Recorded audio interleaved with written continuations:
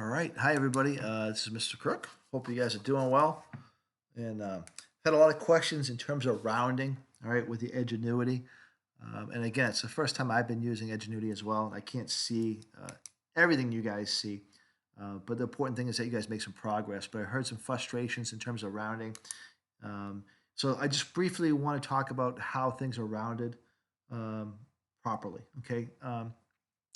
Let's say for example, okay, let's say for example we have 100, okay, and let's say I have the number 100.1, okay. Well, when we look at 100, okay, 100 is a not very accurate number compared to 100.1. For example, if I had asked you how much money did you make this weekend, and you said, oh, about 100, okay, that would indicate to me that you might have made $100, you might have made $90, you might have made 120, 110. It tells me that you're around 100. But if I asked you how much money did you make this weekend, and you said, well, I made $100.10, that would be a very accurate number.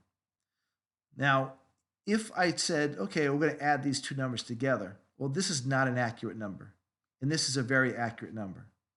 If I add these two numbers up together, okay, believe it or not, this would add up to be 200 with no decimal point there, I should say. All right, 200, because this is an inaccurate number. Okay, so that's what we're dealing with when we're dealing with rounding, all right, in chemistry.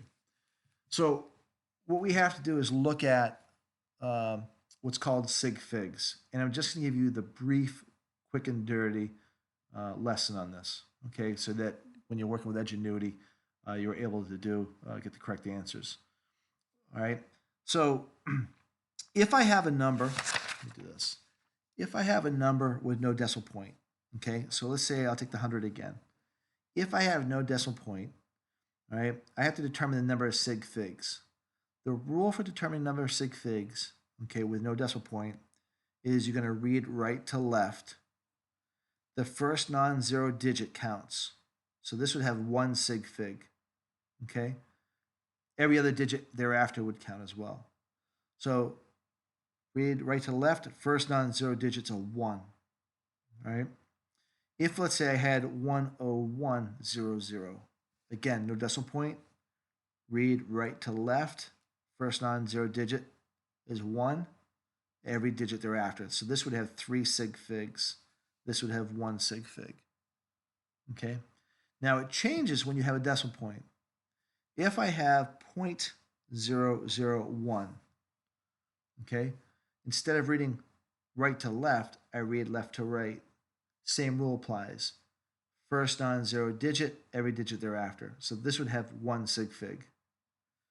If I had 0.001011, decimal point, read left to right, first non-zero digit, every digit thereafter. So this would have 4 sig figs.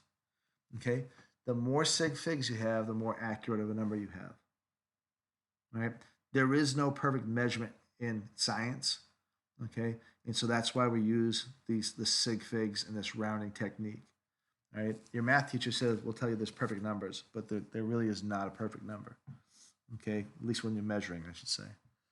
All right, so let's say, okay, that we are going to take 1010 and we are going to multiply this by 20. Okay. Well, you would say that's easy, Mr. Crook. All right. I have 1010 times 20. Okay. And you would say that's 20,200. All right. The calculator gives me 0.00000. Right. Well, I have to round this to the least number of sig figs. Okay. This number here has how many sig figs? 1, 2, 3. Reading this way, right? This number has only 1 sig fig. My answer can only have 1 sig fig. So even though when I calculate this out to be 20,200, when I round this number, it would have to be 20,000 because this only has 1 sig fig. So my answer can only have 1 sig fig. Okay. Now, let's do another one here. Okay. Let's say, for instance, all right, I have 33 okay, times, let's see, times 22.1. Okay, again, punch in my calculator, 33 times 22.1. That gives me 729.3, right? 729.3, and it gives me zero repeat there, right? So we have to round this to the least number of sig figs. So how many sig figs does this have?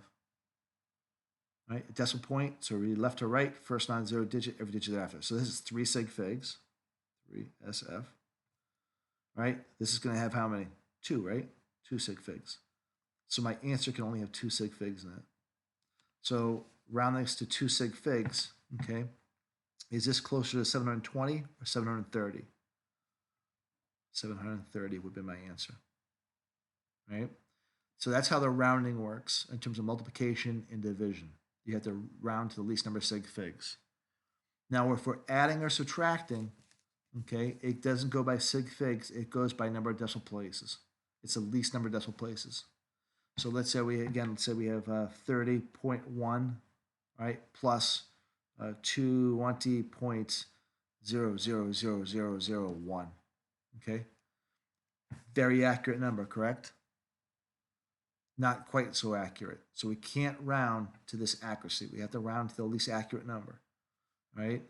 So we go by number of decimal places. The least number of decimal places is 1. So our answer is going to be 50.1, right? And we ignore that. This is so small that because this is inaccurate, we can't put that in there. All right. Let's try it again. Let's say I have, let's say I'm doing a problem like PVNRT. Okay.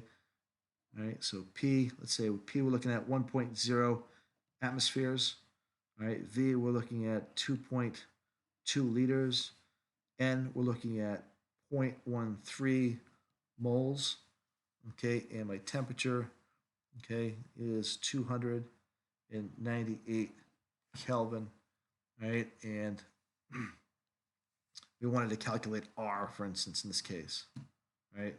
Well, we know what R is anyways, but I would have to round R to how many sig figs?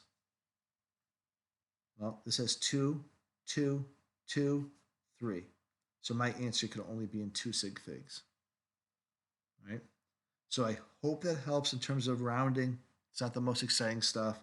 Right? I usually try to skip over sig figs because it's really, in the grand scheme of things, not the most important topic that we have to cover. But now that we have this ingenuity thing, I guess we need to cover it. So if we need more practice, I'll give you guys more practice.